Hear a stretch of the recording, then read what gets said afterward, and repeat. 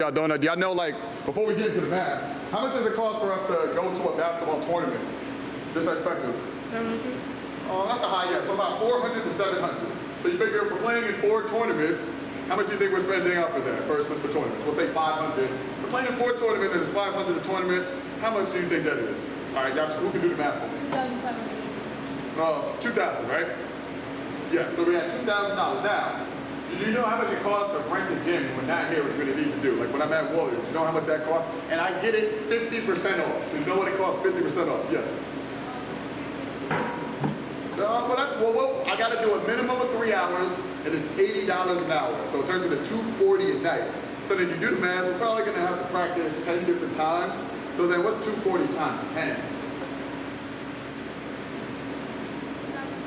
Yeah, so we got that 2,400, and then we add that into the other 2,000, and then we are at about almost $5,000 of this stuff. So like, for that to all really happen, and for me not to charge y'all a crazy amount, I gotta like do these videos and do this grant writing. And what I think of today is, I wouldn't understand these grants, or how to put this stuff together if I didn't learn math. So now, first thing today, before we get into anything, anybody who wants to play sports with us, your grades, I need to see them.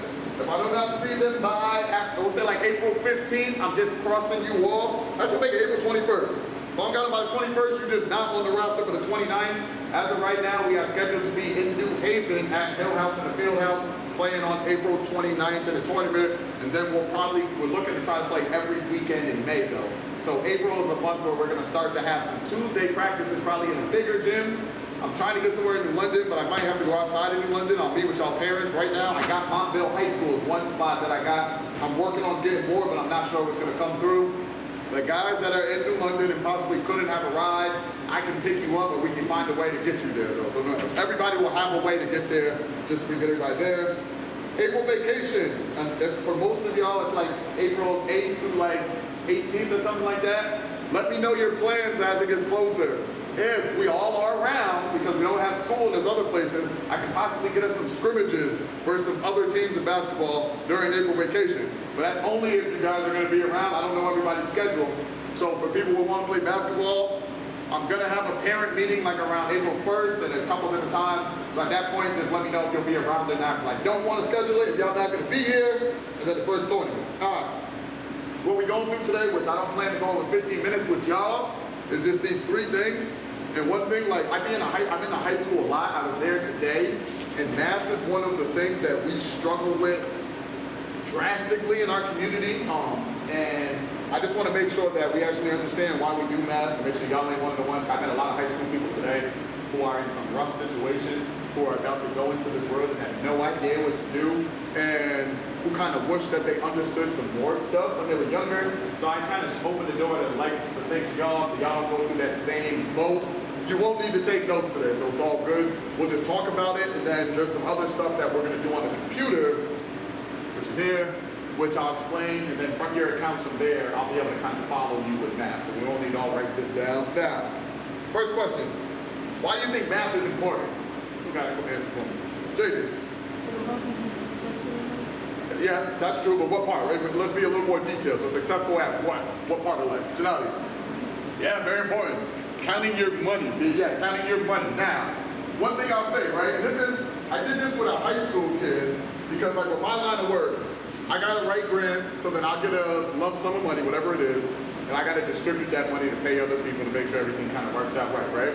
So I always do a test with people with a kid, and I did this with my niece, and it was crazy. So percentage, right? For money, which percentage is math, you kind of gotta understand percentage of pay. That's how people kind of talk, right? So like, if I was to give you, we'll say, $10,000, I'm gonna make it a very easy number, $10,000, right? And I was like, yo, all right, you gotta go pay for the gym 20%. You gotta keep, let's see, 70% for yourself, and 10% is going back to me for, what's the breakdown of money from that out of $10,000? Who can do it in their head at this point? Let's see. Nope. 20%. Now, which part would be $100? Before I go to it. The 10% would be 100. Okay, somebody else give me something. What about the 20%? So the 10% I get back would be 100. So how much are you getting back out of this? 200, okay. So then at a 10K, so I got 100, right? You got 200, that's $300. What's 300 minus 10,000? That's 9,700, right? So we just gave somebody $9,700. We got $300 out of it. You see how that could be a huge issue, right? We would be hit, that person would be ecstatic, but that's the reason why math, that's just a simple thing of how math is important. You gotta kind of understand like percentages, how to break things down. Now, you're gonna learn that through school and all that, and eventually you'll be able to kind of like through fractions. Everybody ever hear of fractions? Fractions break down into percentages. Decimals break down into percentages. So when you know all of that, you can understand it. Like, if I was to say, I'm gonna erase my email up the top. I use paper. Nicholas, I'm writing on the back of your book. So like, so we'll go 2 over 10 also would equal 1 over 5, right? So same thing after that, but also equal 1 out of 5, because everything out of a fraction is out of 100%, right? So if 5, so now the same thing, 1 out of 5, what times 5 equals 100?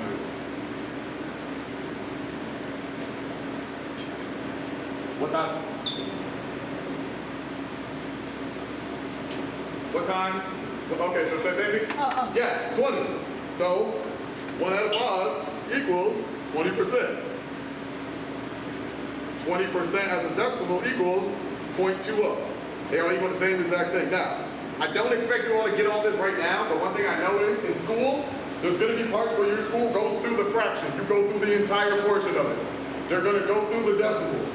They're going to go through all of this. It's on you if you're going to actually choose to pay attention and understand that later on in life it's actually important, because I know a lot of times when I was growing up, a lot of my people just wouldn't even pay attention in math. They wouldn't pay attention in reading. They wouldn't read. And it put them in a terrible spot to be right now. So I want to make sure y'all don't fall in that spot. So math is important because, yes, it helps you with problem solving as you become an adult. Problem solving with multiple different things. Now, as we go into saying the word problem solving, the purpose of math, it's not that you need to learn to add, learn to divide, learn the Pythagorean theorem, learn multiplication, learn percentages. What's up, coach? It has to do with more, it's problem solving. You're never going to get everything right in math. So for you, while you are young, if you just don't quit and don't get the mindset that a lot of our minorities get, which is, oh, I don't like this stuff and I'm never going to need it, so I'm not going to pay attention. As long as you don't get that mindset that hurts many of us, even if you get everything wrong, math is only about problem solving. As if you don't quit on them problems, when you get older and you run into a situation like today, I met a young man. He might come by tonight. But my man is in high school. He doesn't live with his family anymore. He's renting a room for $750 a month. He doesn't have a job. He's struggling learning some stuff in a rough situation. Now, one thing about that kid is he's resilient. And I got to talk to him, and he likes math, which is at least a positive thing. So meaning, he's had a difficult time in life. Most people that I grew up with in that situation, they turn into probably robbing somebody or robbing a store. Like the unfortunate part, if any of y'all ever drive down Ocean Ave, there's a Jared's, actually right by it, St. Joe's. There's Jared's Packy, that is a place that is shut down right now. Back in the day, there's a guy by the name of, I'm not gonna say his name, but there is, if you look back at the 1999 Bending Over Yearbook, you'll see myself and you'll see somebody else and you'll see the same best friends. Craziest thing at this moment, one of these guys is standing right here talking to y'all. The person that I have an arm around saying best friends is doing life in jail for one thing that he did, unfortunately, at that situation. Now, the one thing that saved me from not being with him was sports, basketball. That's the one thing that kind of kept me from not going with him that night. And if I was with him, I wouldn't be here now. So like the sports and the education, that's why I share all this stuff. It's important. It's so you don't quit. So I don't care how hard something is. I don't care what it is. Just do not quit. Do not let a teacher let you quit. Just keep working at it, working at it, working at it. You'll be happy that you did when you get older. All right. Bang. Last portion. Now I want to hear from you guys. How are you going to use math in life in our future? We're on our last 7 minutes. How do we use math in life? Sure. The way we can use it. Use the job. Example. You want to think about it? I'm going to come back to you. You need math to be a doctor. Very important. Yes. Being a doctor is very important to understand that you got people's life in your hands. Yes. How we use math in life? Huh? You can be a teacher. Yes. Yes. In my past life, I used to be a math teacher. I taught at St. Thomas More. That's how I ended up there. Craziest. I taught at Isaac. I taught at Metropolitan Learning Center, and I taught at teachers in Norwich how to use mathematics.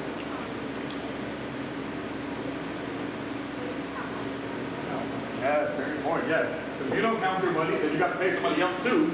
So yes, so you can understand your money, yes. Pay bills, yes. The budget. That's one of the most important things. Understand it, man. Just making a simple budget. The craziest thing is, like, in our community especially, we spend money that we don't have, and that's the worst way to put yourself in a terrible situation. Just understanding math and a budget and something simple as, I can't spend more money than I bring in. If we all just had that mindset, we'd be in a much better situation, but a lot of us spend money we don't have. And then also, what I'm gonna start to teach y'all, and what y'all gonna have projects coming up, but we're not gonna get into today, is when you start to make money, the real people understand, like if you made $20, instead of spending that on anything else, if you took that $20 and found how to make another $20 and then spent half of that and save the rest, it's a simple recipe for always being successful. But in our community, we get the mindset that, well, I'll go work at this spot, I'll get my $200, and then I'm gonna go and I'm gonna buy this. I'm gonna buy a video game, I'm gonna spend it all, and then I do that same thing over and over again. I'm trying to get to the point to where our mindset is, when we make some of that money, it's like, okay, now I got this money, now I can make this money, make more money for myself. What's one way in life that you can use your money that you make to make yourself more money? Like say you had $100 you just made, what's something you can do to make yourself money? Put it in a bank. Now, if we put it in a savings account, how much money do you think, this is what I did with the high school kids. How much, if you put $100 in a savings account and then you left it in there for a year, what percentage of money do you get back? Does anybody know? Because you do get money back off a savings account. Okay. 1%. Anybody else want to add anything in? Janati? 50? 5. You have an add? 10? 7? 100. Okay, so now, of 100, if we got 50% back, we get $50. If you can get 50% on a savings account, you wouldn't need to do anything else except put your money in a savings account, you can tell them. Not even close to the case. Jay was actually the closest. It is actually between 1 and 2%. You will not get over 2. They'll find ways sometimes to make it like 1.7, something crazy. So meaning if you put $100 in a bank account, savings account for a year, the next year you got $102. That's 2%. Yes, I'm glad that you had that reaction because at a young age understand, and one thing I'm learning, savings accounts are good, but savings accounts don't make you money. It's not gonna it's not gonna make the percentage that you're gonna need. 2% is not gonna be enough of a return on your money. Got me? So now, what's the way we can make a higher return than 2%? And you said, what's the second thing you said? You said 2 things, remember? Investing. Investing is one way. Now, what is investing? Because investing is different type of things, right? Like, what's investing? Betting is different than investing. So, but stock market is probably what you're looking at, right? Like you can invest in a stock company, right? So you can use the stock market as a way to invest. There's other ways you can invest though. What's another way you can invest? Yes? Dropshipping. I didn't hear you. Dropshipping. Oh, drop shipping. Starting a business.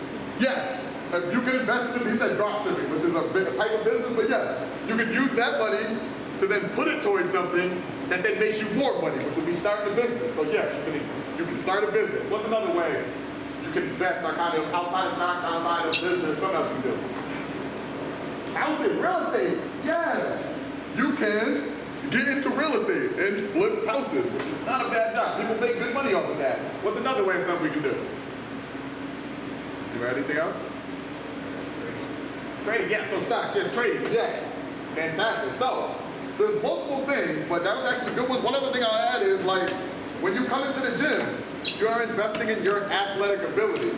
There's no guarantee with it though, but if you grind enough, which I know some of y'all really want to do this, some of y'all want to eventually get like a scholarship because you put enough work in. A scholarship, like, how much does it cost to go to college? Like if you went to say Duke, what does that cost you a year? What you do? What you do? 95?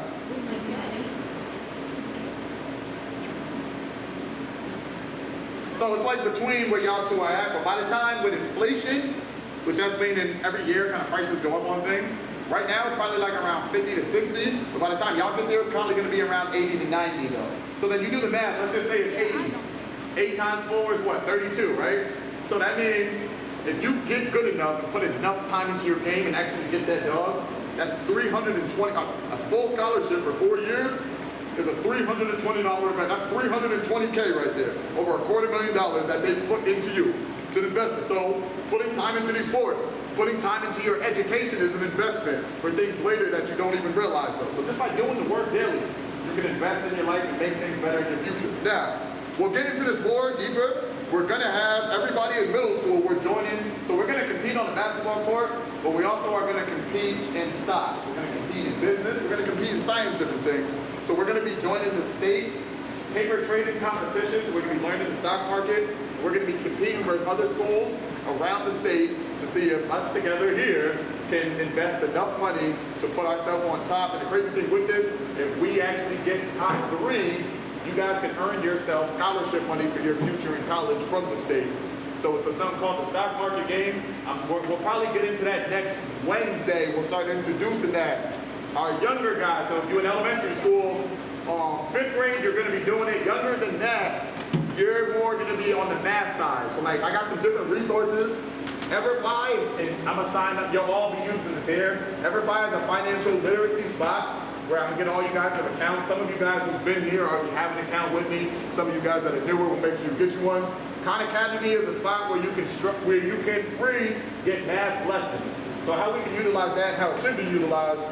What I see a lot of times, like in high school, I see kids that are juniors and they never learned how to multiply or divide like in algebra, or they never learned formulas at a young age, and they just never worked on it. They went from a lesson in school, they didn't understand it, they bombed the test, and then they just said, you know what, I'm close my eyes and hope it all works out. And the crazy thing is, in our community, like when kids are mad, when you don't pay attention, sometimes we think we're getting away with it by like, oh, the teacher still passed me ahead, I'm still doing something.